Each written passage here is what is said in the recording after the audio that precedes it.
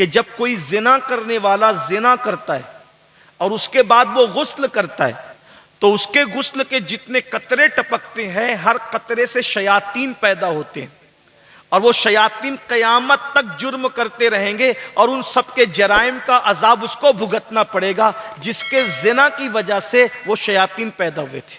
ایک بات اور بھی، اللہ توبہ کی توفیق دے ان جوانوں کو جو شادی سے پہلے زنا کریں یا شادی کے بعد اور توبہ نہ کریں، اللہ ان کے گھر میں عیب دار بچے پیدا کرتا ہے، لنگڑے لولے عیبی بچے پیدا کرتا ہے۔ اللہ اکبر۔ اب اس سے یہ نہیں کہ جس کے گھر میں عیبی بچے دیکھو اس پہ شک کرو کہ اس نے زنا کیا، ایسا نہیں۔ کبھی کبھی اللہ عیبی بچے آزمائش اور امتحان کے لیے بھی پیدا کرتا ہے، تو سب کو شک کی نظر سے مت دیکھنا، مگر زیادہ تر عیبی بچے ان کے گھر میں پیدا ہوں گے جنہوں نے شادی سے پہلے یا شادی کے بعد زنا کی اور توبہ نہیں کی۔ اس لیے سچی توبہ کر لو۔ اللہ اکبر۔ آج یہ مثال کے طور پر ابھی آپ نے ہاتھوں کے متعلق سنا، حضور کے ہاتھ ایسے تھے۔ آج یہ اللہ اکبر، انسان کسی کے تھوک، جس کو تھوک کہتے ہیں، آدمی جب منہ سے تھوک نکالتا ہے تو تھوک سے لوگ محبت نہیں کرتے بلکہ تھوک سے لوگ گھن کرتے۔ کتنا بھی مبارک انسان ہو، کتنا بھی نفیس طبیعت کا انسان ہو، کتنا ہی نظیف طبیعت کا انسان ہو، اس کے تھوک سے کوئی پیار نہیں کرتا۔ تھوک تھوک ہوتا ہے، بلکہ لوگ تو لکھتے ہیں دیواروں پر تھوکنا منع ہے۔ اور کووڈ کے دور سے تو تھوکنے پر اتنی پابندیاں ہیں کہ بہت سارے علاقوں میں تھوکنے پر جو وہ پینلٹی بھرنا پڑتی، سزا کے طور پر پیسے بھرنے پڑتے ہیں۔ میں سوچتا ہوں یا اللہ، لوگوں کو سمجھ کیوں نہیں آتی؟ یہ تھوک دے تو جراثیم پھیلے، یہ تھوک دے تو بیماریاں پھیلیں۔ اب آئیے، ہم نبی پاک کے مبارک تھوک کو تھوک نہیں کہتے بلکہ اس کو ادباً کہتے ہیں لعاب دہن۔ کیا کہتے ہیں؟ لعاب دہن۔ مل کے کہہ دیں لعاب۔ بھائیو سب کے لیے کہتے ہو، ان کے لیے بھی کہو۔ بلکہ ہم سنیوں کو تو پیغام دیا گیا، دہن میں زبان، دہن میں زبان، دہن میں زبان، بدن میں ہے جان۔ ہم آئے یہاں تمہارے لیے، اٹھے بھی وہاں تمہارے۔ ہمارا تو کچھ ہے ہی نہیں۔ زبان بھی ان کے لیے، دل بھی ان کے لیے، جسم بھی ان کے لیے، اور جان بھی ان کے لیے ہے، اور جو ان کے لیے ہے وہ سب سے زیادہ قیمتی ہے۔ میرے امام کہتے ہیں دل ہے وہ دل جو تیری یاد سے معمور رہا۔ بھائیو گوشت کا لٹکتا ہوا لوتھڑا تو مرغے کے پاس بھی ہے، کتے کے پاس بھی ہے، بکری کے پاس بھی ہے، تو گوشت کا لوتھڑا کوئی اہمیت نہیں رکھتا۔ جب اس گوشت کے لوتھڑے میں آمینہ کے لال کا عشق آتا ہے تو پھر وہ گوشت کا لوتھڑا لٹکتا ہوا لوتھڑا نہیں رہ جاتا، پھر وہ دل ہو جاتا ہے، اور پھر مومن کا دل اللہ کا عرش بن جاتا ہے۔ دل ہے وہ دل جو تیری یاد سے معمور رہا، سر ہے وہ سر جو تیرے قدموں پہ قربان گیا، آہ وہ آنکھ کہ ناکام تمنا ہی رہی، ہائے وہ دل جو تیرے در سے پر ارمان گیا، اور انہیں جانا انہیں مانا، نہ رکھا غیر سے کام، للہ الحمد میں دنیا سے مسلمان گیا۔ حضور کا لعاب لے لو، جسے لوگ تھوک کہتے ہیں، ہم ادب کے ساتھ لعاب مصطفیٰ، لعاب دہن رسول کہتے ہیں۔ ایک ہی لعاب ہے، لعاب حضور کے مبارک دہن کا، منہ شریف کا، وہ اگال شریف تھوک مبارک۔ اب اس کا کمال دیکھیں، ایک لعاب، کمالات کتنے؟ نمبر ایک، اللہ اللہ، اگر سوکھے کنویں میں ڈال دیں حضور کا لعاب تو سوکھا کنواں پانی سے بھر جاتا ہے۔ حضور نے لعاب ڈال دی سوکھے۔ آج بھی حجاز مقدس میں بے شمار کنویں ایسے ہیں جس میں رسول اللہ کا لعاب مبارک ڈالا گیا تو لعاب کا اثر آج تک ان کنووں میں موجود ہے۔ سوکھے کنویں میں ڈالیں تو کنواں پانی سے بھر جائے۔ میں اس پر یہ نہیں کہوں گا جھارکھنڈ میں بیٹھے ہوئے خوش عقیدہ مسلمانوں کو کہ میرے ہر جملے پہ سبحان اللہ کہے، نہیں، میں مشاعرے کا آدمی نہیں، لیکن ہم بھی تو ذرا آپ کے عشق کا جائزہ لیں کہ سنی اپنی آقا کی عشق میں بولتا ہے، یہاں چپ رہتا ہے۔ میں تو لوگوں سے کہتا ہوں حضور کا ذکر سن کر تو پتھر بھی بول پڑتے ہیں، سنیوں کو کیا ہو گیا؟ سنیوں کو کیا ہو گیا؟ توجہ فرمائیں، توجہ فرمائیں۔ سوکھے کنویں میں لعاب ڈال دیا تو سوکھے کنویں پانی سے بھر گئے، پھر کھاری کنویں میں ڈالا، کھاری کنویں میں تو وہ پانی جو کھارے تھے، کڑوے تھے، حضور کے لعاب کی برکت سے میٹھے ہو گئے۔ اب ایک بات آپ سے پوچھتا ہوں، کنووں کے اندر کہیں جو ہے وہ کلو شکر ڈال دو تو بھی کنویں میٹھے نہیں ہوتے، اس لیے کہ کنویں کا پانی زیادہ ہوتا ہے۔ شکر اس کا کیا مقابلہ کر سکتی ہے، شہد اس کا کیا مقابلہ کر سکتا ہے، لیکن یہ میرے آقا کا لعاب ہے۔ آج سے 1450 سال پہلے لعاب ڈالا تھا، آج تک کنویں میٹھے کے میٹھے نظر آ رہے ہیں۔ یہ اپنے نبی کی شان، حضور اکرم صلی اللہ علیہ وسلم کی شان بتاتے کیوں نہیں اپنے بچوں کو، اپنے بچوں کو عشق مصطفیٰ کے رنگ میں رنگ دو۔ اللہ اکبر۔ اندازہ فرمائے کیا، کھاری کنویں میں ڈالا تو کنویں میٹھے ہو گئے، اسی پہ بس نہیں، اللہ اکبر۔ ابھی بھائی کفیل انبر مولائے کائنات کا ذکر کر رہے تھے تو ذرا ہم بھی اس میں شامل ہو جائیں۔ اللہ اللہ، خیبر کی جنگ ہے، جنگ خیبر، اللہ اللہ، روزانہ جو ہے وہ سپہ سالار جاتا ہے فوج لے کر کے، اور اس کے بعد لڑتے ہیں پوری دیانت کے ساتھ، پورے خلوص کے ساتھ، اور اس کے بعد واپس آتے ہیں۔ جنگ کا کوئی نتیجہ سامنے نہیں آتا۔ اللہ اکبر۔ آقا سے عرض کیا جاتا ہے یا رسول اللہ، بار بار جاتے ہیں، بار بار واپس آتے ہیں، جنگ کی کوئی فتح نہیں ہوتی، کوئی نتیجہ نہیں نکلتا۔ میرے کریم مصطفیٰ جان رحمت نے فرمایا کل جھنڈا اس کے ہاتھ میں دیا جائے گا، کل یہ جھنڈا اس کے ہاتھ میں دیا جائے گا جو فرار نہیں بلکہ کرار ہے، کرار۔ کرار کسے کہتے ہیں؟ کرار کسے کہتے ہیں؟ کرار کہتے ہیں پلٹ پلٹ کر حملہ کرنے والے کو کرار کہتے ہیں۔ میں یہ بھی لوگوں سے کہتا ہوں جب تک ذکر علی مسلمانوں میں ہوتا رہا ہمارے بچے بہادر تھے، بہادر، اور جب سے ذکر علی بند ہو گیا ہے بچے بزدل ہے، بزدل۔ اگر جوانوں سے بزدلی کو ختم کرنا ہے تو ذکر علی کیا کرو، لیکن یاد رکھیں ذکر علی کے ساتھ ذکر اصحاب رسول بھی ضروری ہے، ذکر خلفائے ثلاثہ بھی ضروری ہے۔ اور الحمدللہ ہم سنی کرتے ہیں، ہمیں کوئی سے جو ہے وہ تکلیف نہیں، بلکہ تکلیف ان کے دلوں میں ہے جن کے دلوں میں روگ ہیں۔ جب ذکر صدیق کرتے ہیں تو کھل کھل کے کرتے ہیں، جب ذکر فاروق کرتے ہیں تو کھل کھل کے کرتے ہیں، جب ذکر عثمان کرتے ہیں تو کھل کھل کے کرتے ہیں، اور جب ذکر علی کرتے ہیں تو کھل کھل کے کرتے ہیں، اس لیے کہ ہماری سب سے بنتی ہے، سب ہمارے آقا کے یار ہیں، اسی لیے ہمارے دل میں ان سے پیار ہے۔ اللہ اکبر۔ تو اندازہ فرمائیں آقا نے کیا فرمایا، جوانوں غور سے سنو اور یہ بزدلی ختم کرو، اس لیے کہ تمہارے دلوں میں بزدلیاں اس وقت سے ہے جب سے تم نے ذکر علی کرنا بند کر دیا۔ میرے آقا نے فرمایا کل جھنڈا اس کو دوں گا جو فرار نہیں بلکہ قرار ہے، اور فرمایا اللہ رسول کا محبوب ہے اور اللہ رسول کا محب بھی ہے، اس کے ہاتھ میں خیبر فتح ہوگا۔ اس کے ہاتھ سے صحابہ کہتے ہیں پوری رات لوگوں کو نیند نہیں آئی، اس انتظار میں رہے کہ جھنڈا جسے ملے گا وہ صرف فاتح نہیں بلکہ محبوب خدا و رسول کی سند بھی ہے، محب خدا و رسول کی سند بھی ہے۔ ایک جملے نے کتنی سندیں دے دی، اور جب صبح کو سب آئے تو آقا نے سب پہ نظر ڈالی، اور نظر ڈالنے کے بعد پوچھا اینا علی، علی کہاں ہے، علی کہاں ہے؟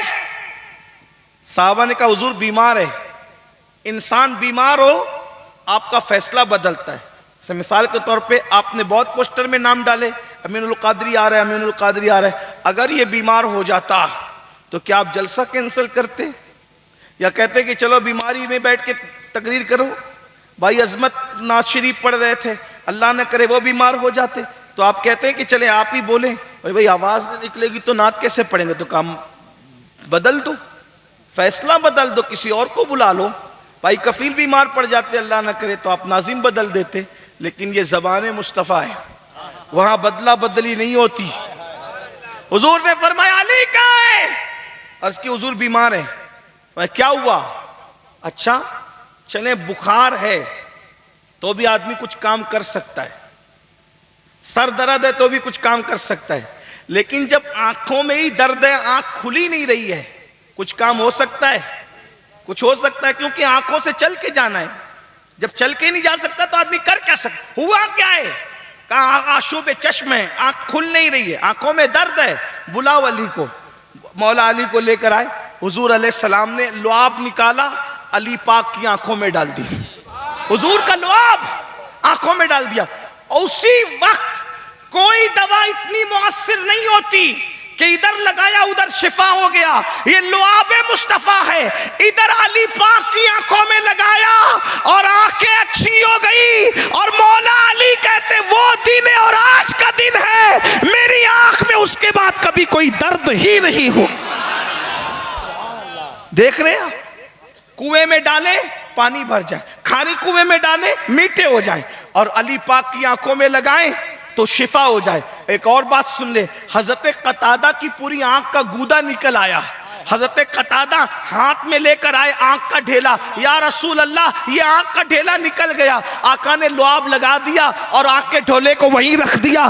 قتادہ کہتے خدا کی قسم جس دن سے لعاب رکھ کر کے آقا نے ڈھیلا رکھا ہے میری دوسری آنکھ سے زیادہ یہ آنکھ کو اللہ نے روشنی عطا کر دی، میری آنکھ منور ہو گئی ہے. اور اگر لعاب ہی کی بات آئی ہے تو ذرا ایک بات اور سن لے، پھر بہت طویل ہے لیکن اس کو مختصر کروں گا اور اس کے بعد اپنی گفتگو کو سمیٹ لوں گا. توجہ کرنا. اللہ اکبر. اس سے آپ کو احساس بھی ہونا چاہیے سنیو، رسول اللہ نے کتنی محنت سے اللہ کا دین پھیلا.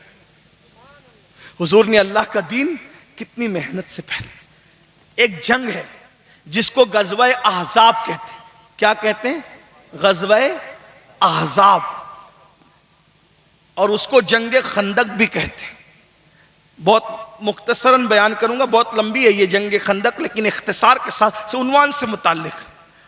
آقا علیہ السلام نے فرمایا ہم خندق کھودیں گے تاکہ دشمن ہم پہ حملہ نہ کر سکے.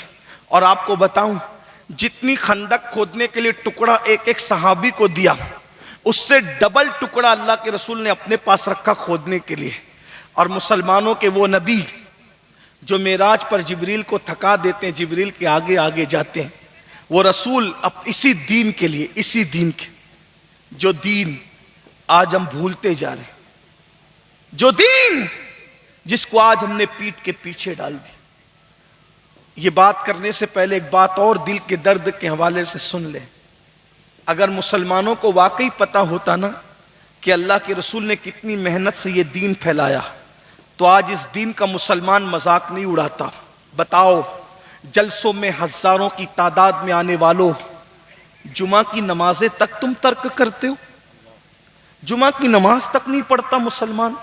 سوچو اس دین کے غلبے کے لیے اللہ کے رسول صلی اللہ علیہ وآلہ وسلم نے خندق تک کھودی اپنے ہاتھ سے.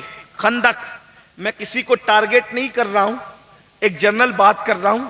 میرے بھائیوں آج کوئی اچھا مقرر ہو جائے نا تو وہ پانی بھی اٹھ کے نہیں پیتا. آج جس کے 4-6 مرید ہو جائے نا وہ جوتے بھی اپنے ہاتھ سے نہیں پہنتا.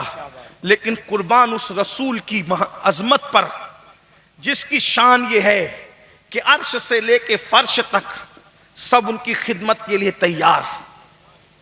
جبریل ان کے خادم، میکائیل ان کے خادم، اسرائیل ان کے خادم، اسرافیل ان کے خادم، ملائکہ ان کے خادم، جن ان کے خادم، انسان ان کے خادم.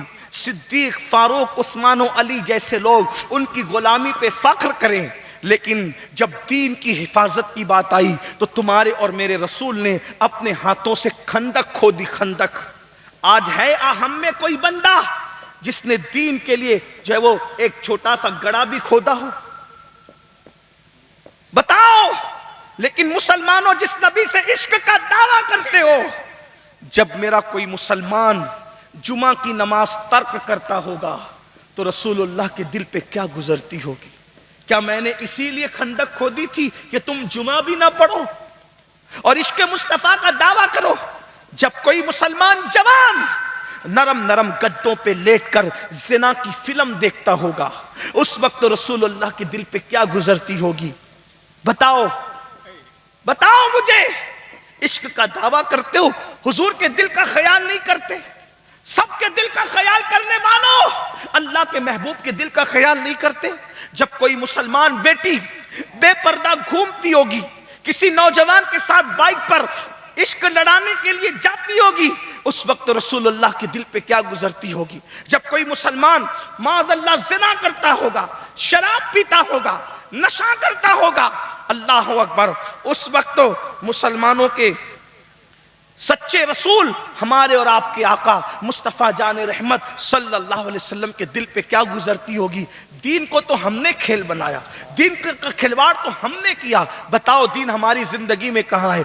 अरे एक शरीफ बेटे के दिल के अंदर ये बात आती है कि मेरे बाप ने इतनी मेहनत करके ये दौलत कमाई है, तो इस दौलत को मैं कैसे उड़ा दूं। जब बाप की कमाई हुई दौलत का एहसास है तो रसूल पाक की इस कमाई हुई दौलत का एहसास मुसलमान कब करेगा। हुजूर ने खंदक खोद दिए, पेट पे पत्थर बांधे। और एक बात आपको बताऊं, बात चले आगे तो अर्ज की जाएगी, लेकिन लुआब से मुतालिक जो बात कर रहा था उसको सुन ले। अल्लाह के रसूल सल्लल्लाहु अलैहि वसल्लम खंदक खोद रहे और हुजूर अलैहि सलाम के जिस्म अतहर पर चादर है और एक सहाबी आते हैं और आने के बाद अर्ज करते हैं, या रसूल अल्लाह सल्लल्लाहु अलैहि वसल्लम, मुझे भूख लगी है, हमारे घर में कई दिन से चूल्हा नहीं जला है। और उसके बाद वो सहाबी ने जबान से कुछ नहीं कहा, वो सहाबी ने जबान से कुछ नहीं कहा, बल्कि उन्होंने अपना कुर्ता उठा दिया।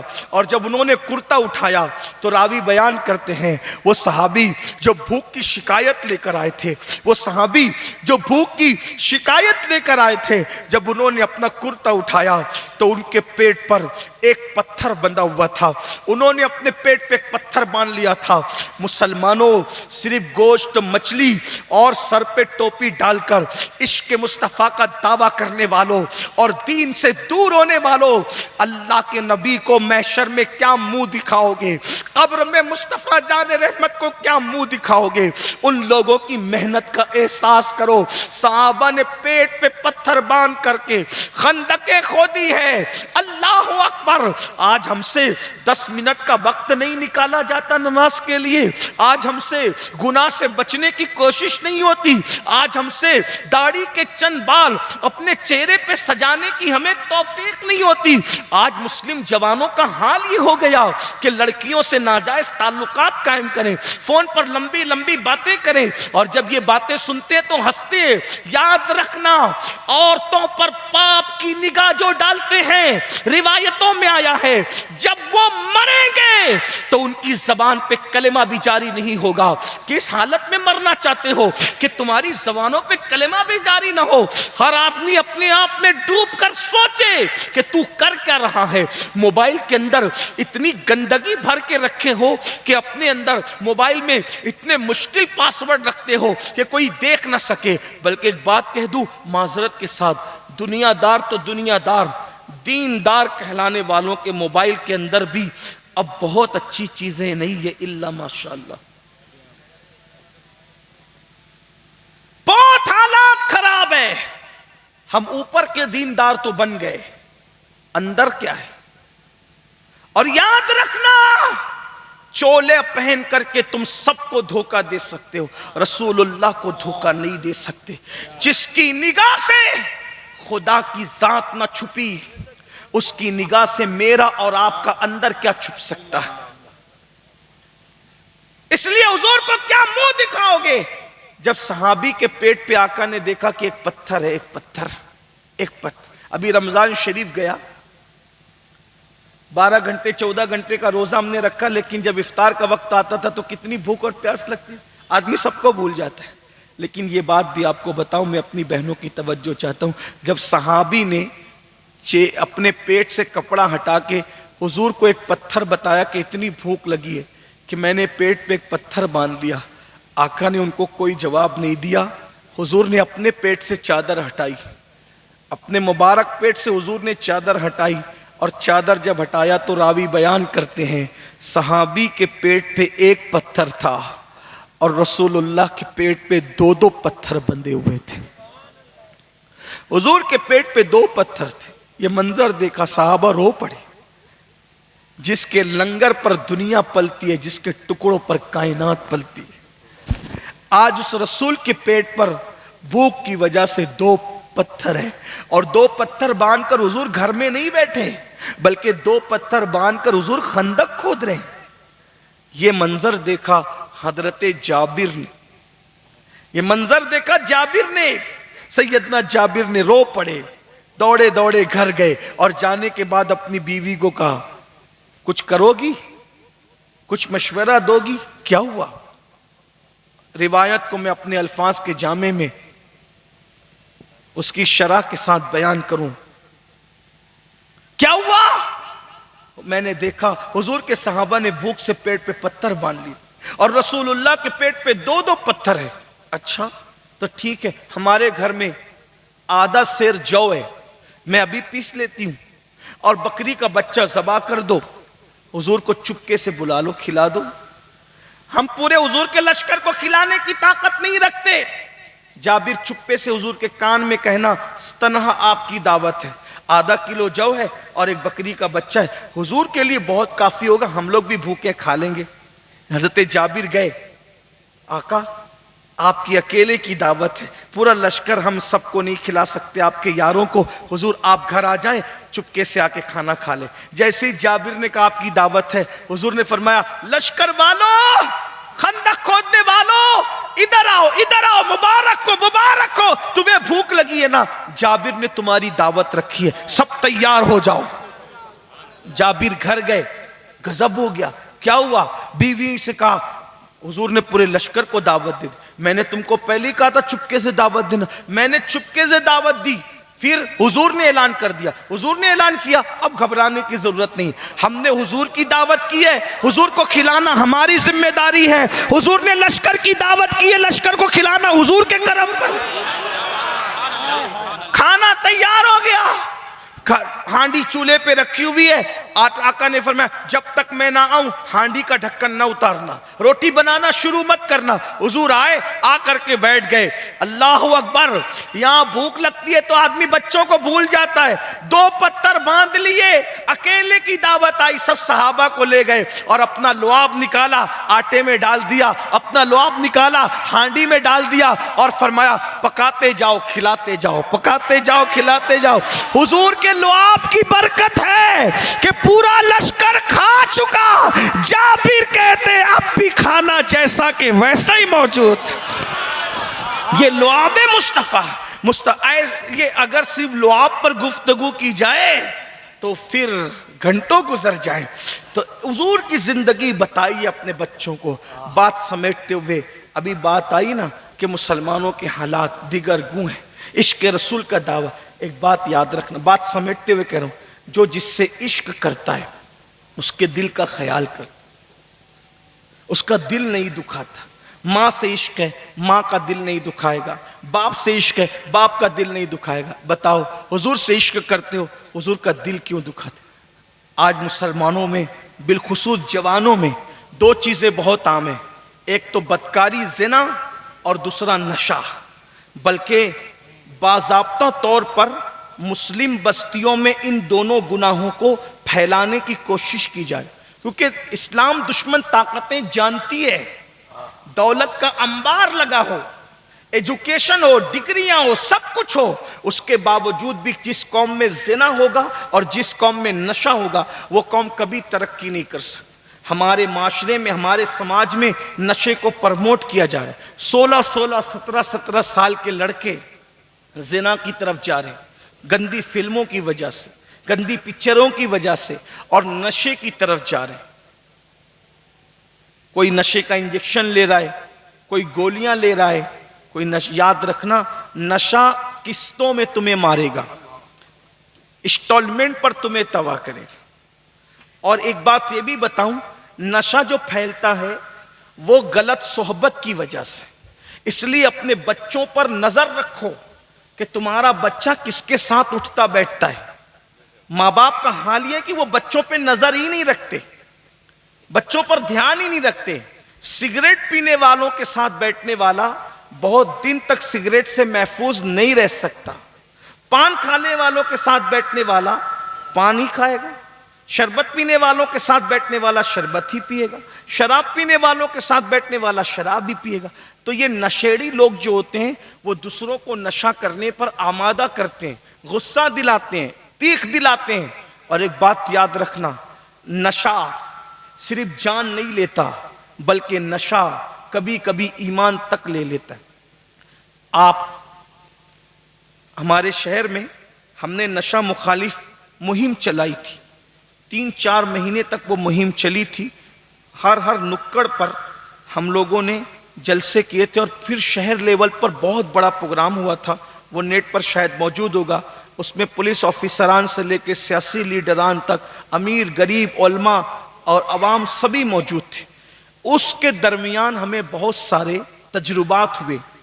ہم نے صرف تقریر نہیں کی تھی, اس میں ہم لوگوں نے یہ طریقہ اختیار کیا تھا کہ جلسوں میں ہم نشے کے خلاف تقریر کرتے ہیں, لیکن نشہ کرنے والے تو جلسے میں آتے ہی نہیں. تو پھر کیسے اس کا اثر ہوگا؟ کیونکہ جو نشہ کرے گا وہ جو نشہ کرتا ہے وہ اپنے باپ کی بات نہیں سنتا, وہ مولانا کی تقریر کیا سنے گا, وہ تو نشے میں مست ہے. تو ہم لوگوں نے پلان کیا تھا, پھر تقریر ہم نشے کے خلاف لوگوں میں اس لیے کرتے ہیں کہ آئندہ جن کو بگاڑا جانے والا ہے پہلے ہی ویکسین کے طور پر یہ لگا دو, تاکہ لوگوں کو پتا رہے کہ نشے کا نقصان کیا ہے. تو ہم نے یہ کیا تھا کہ نشہ کرنے والے جوانوں کو مرکز پہ لایا جائے اور ہم ان کی کونسلنگ کریں, ہم کریں, ہمارے ساتھی کریں. میں تو زیادہ رہ نہیں پایا, لیکن ہمارے احباب, اس درمیان میں ہمیں کچھ باتیں سمجھ میں آئی. نمبر 1, نشہ لوگ کیوں کرتے ہیں؟ سب سے پہلی چیز غلط صحبت. اور آپ کو حیرت, یہ مہاراشٹر کی بات بتا رہا ہوں, آپ کے یہاں کیا ماحول ہے نہیں پتا, عورتیں نشے کی چیزیں گھر سے بیچتی ہے, مسلمان ہی نشے کی چیزیں گھر سے بیچتے ہیں. حالات یہ ہیں. اور ایک بات یہ بھی بتاؤں, نشے کی چیزیں پہلے مفت میں دی جاتی ہے لڑکوں کو, تھوڑی سی چٹا دی جائے گی, تھوڑی سی کھلا دی جائے گی مفت میں, چلو ہماری طرف. اور اس کے بعد جب 2-4 بار میں وہ نشے کا عادی ہو جائے گا تو پھر اتنی مہنگی جو ہے وہ اس کو دی جاتی ہے کہ وہ خریدنا پڑتا ہے. جب کمائے گا دھمائے گا نہیں, نشائی پھر اس کو چوری کروائے گا, نشائی اس کو ڈکیتی کروائے گا, نشائی کسی کا قتل کروائے گا, نشائی کسی کے ہاتھوں کا رومال بنائے گا.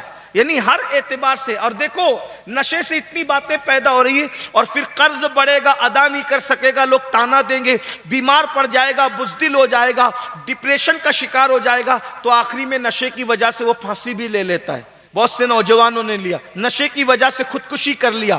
یہ سب چیزیں ہو رہی ہے, بہت نشہ برباد کر رہا ہے. اور ہمارے ملک ہندوستان میں نشہ تیزی سے بڑھ رہا ہے. اللہ اکبر. میں تو یہ کہتا ہوں کہ کاش ہمارے ملک کے سربراہ لوگوں کی اللہ آنکھیں کھول دے. اگر ملک کو واقعی ترقی پر لے جانا ہے تو آپ کو نشہ مکت کرنا پڑے گا ملک کو. اور یہ بہت بڑے بڑے لوگ نشے کے کاروبار میں انوالو ہے.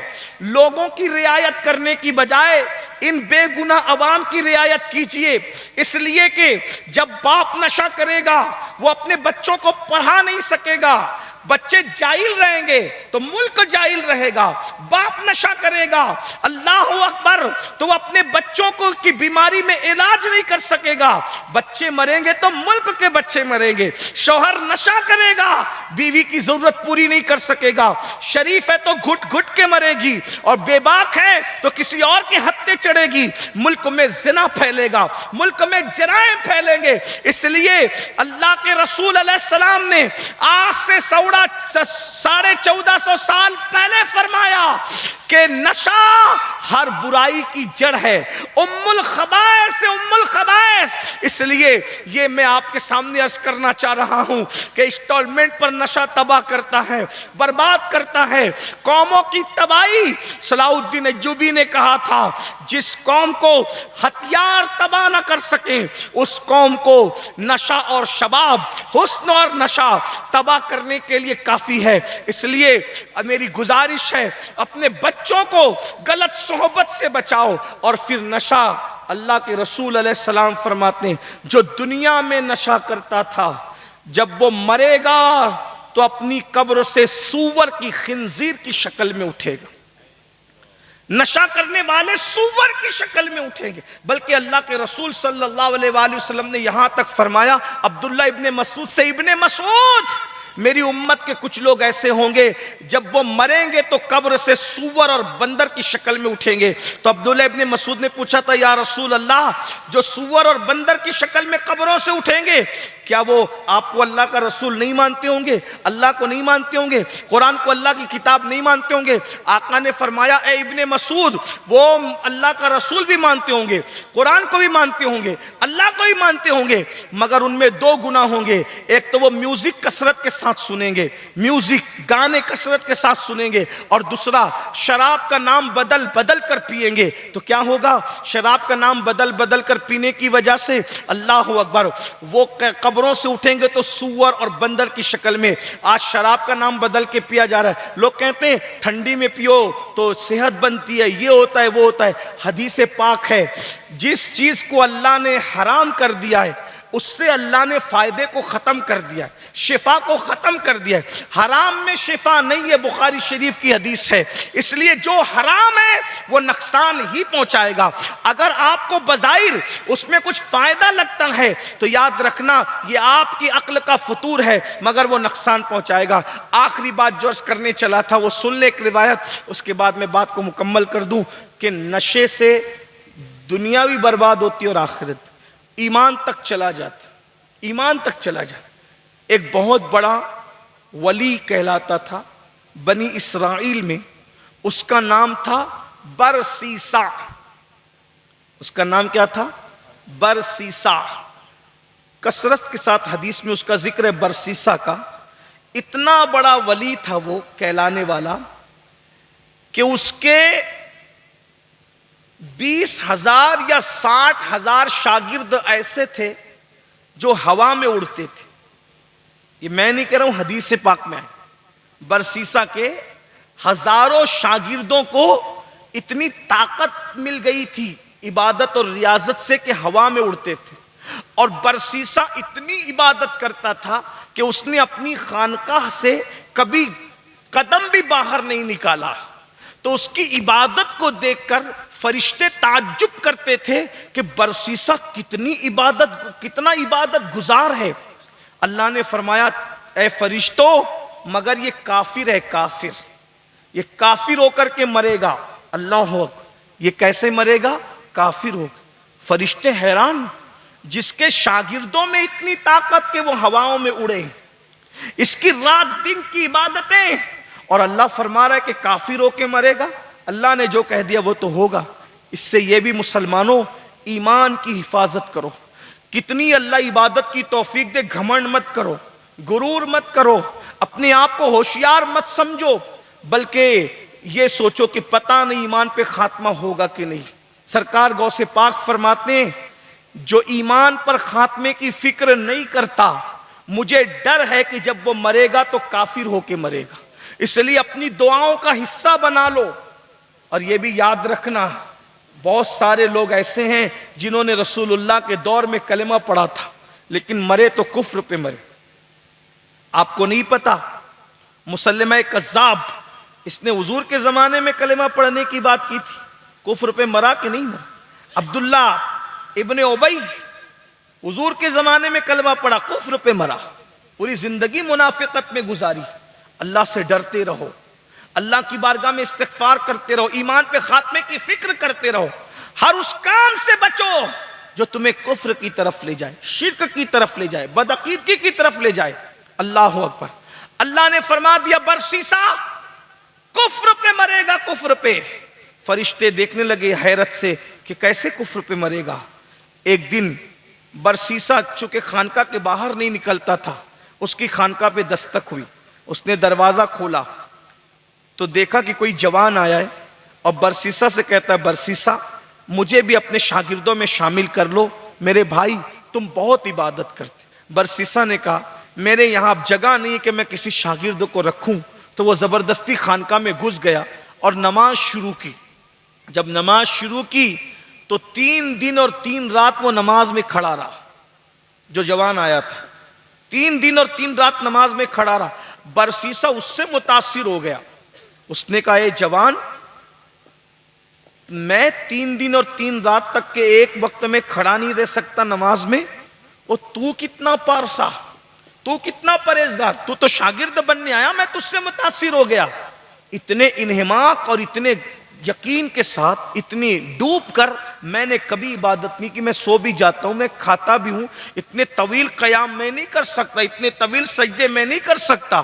اس جوان نے کہا برسیسا، ایسی عبادت پید کرنے کے لیے کوئی گناہ کرنا پڑتا ہے، اس لیے کہ تو نے زندگی میں کبھی گناہ نہیں کیا. برسیسا، ایسی عبادت کے لیے گناہ کرنا پڑتا ہے. تو کہا گناہ کیوں کرنا پڑتا ہے؟ کہا گناہ اس لیے کرنا پڑتا ہے کہ جب احساس گناہ انسان کو تڑپاتا ہے تو انسان لذت کے ساتھ عبادت کرتا ہے. ایک گناہ کر. اس نے کہا اگر ایسی لذت مل جائے ایک گناہ کی وجہ سے تو میں ایسے تو گناہ کرنے کے لیے تیار ہوں. دیکھو کیسے انسان بگڑتا ہے. اس جوان نے کہا کوئی گناہ کر. تو کہا کیا کروں؟ اس جوان نے کہا زنا کر. اس نے کہا استغفر اللہ، میں زنا نہیں کروں گا، کیونکہ اللہ کا اعلان ہے کہ اللہ نے زنا کرنے والوں پر جنت کی خوشبو بھی حرام کر دی. پھر زنا کی مختلف شکلیں اور اس کے وعید ہے، یہ بھی سن لیں. برسیسا نے نہیں کہا، لیکن زنا کی بات آئی تو میں آپ کو بتاؤں. سرکار غریب نواز کے پیر و مرشد خواجہ عثمانی ہروانی نے غریب نواز سے بیان کیا کہ جب کوئی زنا کرنے والا زنا کرتا ہے اور اس کے بعد وہ غسل کرتا ہے تو اس کے غسل کے جتنے قطرے ٹپکتے ہیں، ہر قطرے سے شیاطین پیدا ہوتے ہیں، اور وہ شیاطین قیامت تک جرم کرتے رہیں گے، اور ان سب کے جرائم کا عذاب اس کو بھگتنا پڑے گا جس کے زنا کی وجہ سے وہ شیاطین پیدا ہوئے تھے. ایک بات اور بھی، اللہ توبہ کی توفیق دے ان جوانوں کو جو شادی سے پہلے زنا کریں یا شادی کے بعد اور توبہ نہ کریں. اللہ ان کے گھر میں عیب دار بچے پیدا کرتا ہے، لنگڑے لولے عیبی بچے پیدا کرتا ہے. اللہ اکبر. اب اس سے یہ نہیں کہ جس کے گھر میں عیبی بچے دیکھو اس پہ شک کرو کہ اس نے زنا کیا، ایسا نہیں.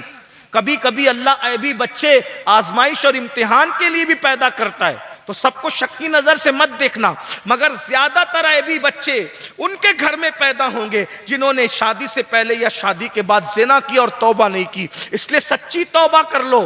تو برسیسا کو کہا برسیسا زنا کر. برسیسا نے کہا نہیں، میں زنا نہیں کر سکتا، کیونکہ اللہ نے اس کی سخت وعید بیان کی. کہا ٹھیک ہے کوئی بات نہیں، زنا نہیں کرتے، ایک کام کرو کسی کو قتل کر دو، مرڈر کر دو کسی کا. کہا نہیں، یہ بھی غلط ہے، کیونکہ یہ بھی اللہ کا اعلان ہے کہ جس نے کسی کو بے جان قتل بھی، کسی کو بے گناہ قتل کیا، اس پر بھی جنت کی خوشبو حرام ہے، میں قتل بھی نہیں کروں گا. اس نے کہا چلو بھائی، جب پھر تمہیں عبادت کی لذت کیسے ملے گا، کوئی چھوٹا گناہ بتاؤ جس میں زیادہ نقصان نہ ہو.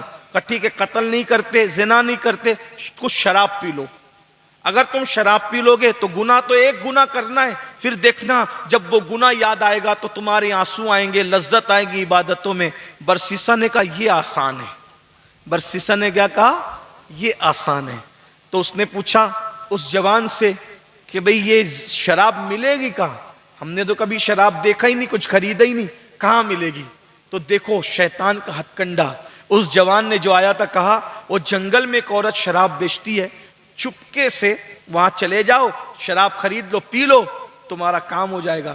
اب برسیسا پہلی بار اپنی خانقاہ سے نکلا، جو کبھی ملنے نہیں نکلا کسی سے، کسی کو صدقہ دینے نہیں نکلا، کسی کی مدد کرنے نہیں نکلا.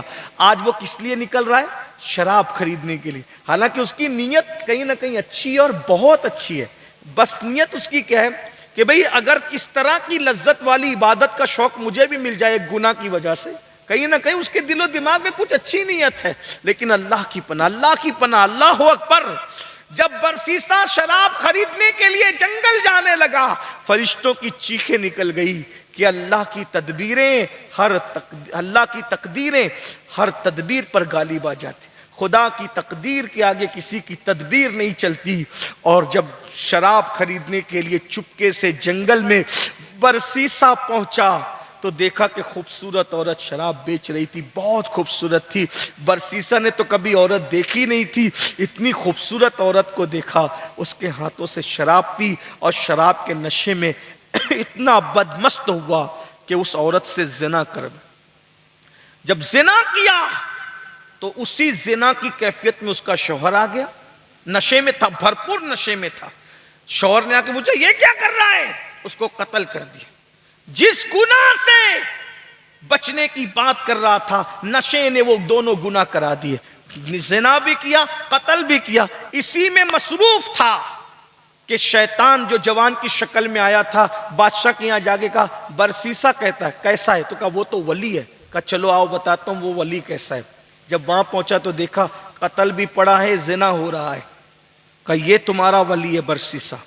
بادشاہ کو غصہ آیا، سپاہیوں کو کہا پکڑو اس منافق کو بدبخت کو، اوپر سے کچھ دکھتا ہے اندر سے کچھ ہے، قاضی کے پاس مقدمہ گیا، جو نیکی کا لبادہ اوڑھ کے نشہ کرے زنا کرے قتل کرے سزا کیا ہے، کہا کہ پہلے تو اس کو کوڑے لگاؤ کیونکہ غیر شادی شدہ ہے، زنا کی سزا کوڑے ہے، شراب کی سزا کوڑے، اور پھر اس نے دھوکہ دیا نا ہمیں تو اس کو قتل کرو، کوڑے لگائے، بہت مارا اس کو، اور پھانسی کے پھندے پہ لٹکانے کے لیے جب اس کو لے جا رہے تھے تو وہی جوان آیا، آنے کے بعد کہا برسیسا مجھے پہچانتے ہو کون ہوں، کہا وہی میری خانقاہ میں جو شاگرد بننے آئے تھے نا، کہا وہ شاگرد واگرد کچھ نہیں، شیطان ہوں شیطان، تجھے ورغلانے آیا تھا، شرابی میں نے بنایا، زنا میں نے کروایا، قتل میں نے کروایا، بادشاہ کو بلا کر بھی میں وہاں تک لایا تھا، یہ سب میں نے کرایا، اب تو مر رہا ہے نا،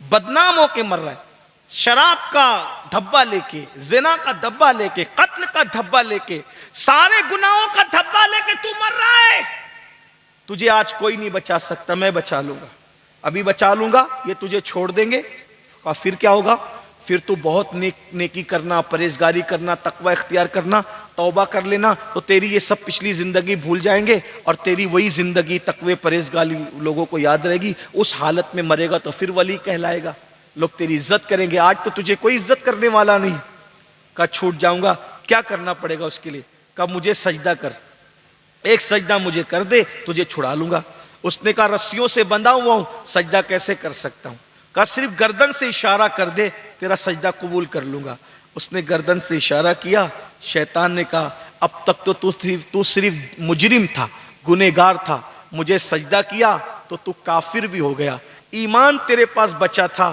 لیکن اب میں ایمان بھی لے کر کے جا رہا ہوں، اچھا مرو میں چلتا ہوں، اور وہ چلا گیا۔